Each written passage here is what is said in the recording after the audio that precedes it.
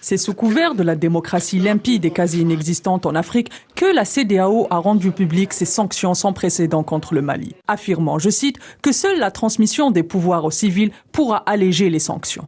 La CEDEAO est rentrée dans ce jeu institutionnel et elle est au fond conforme avec ses mandats. S'il y a un coup d'État, elle ne peut que dire non, c'est pas normal, il faut qu'on retourne à la vie civile et politique.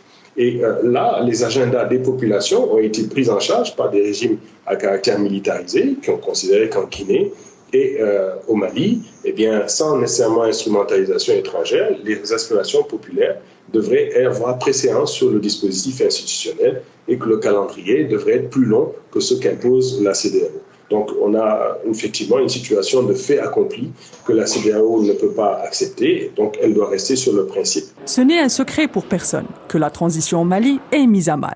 Mais les raisons objectives de ce qui a été qualifié par la presse occidentale d'échec de la transition malienne sont aussi bien réelles, en dépit des tentatives vicieuses de les cacher, en particulier la question sécuritaire et le djihadisme exaspéré par les forces étrangères en présence. Que cette question des forces d'interposition africaines doit exister. Ce n'est pas aux étrangers de régler le problème, c'est aux Africains. Nous avons les capacités d'avoir une force d'interposition pour juguler ce problème.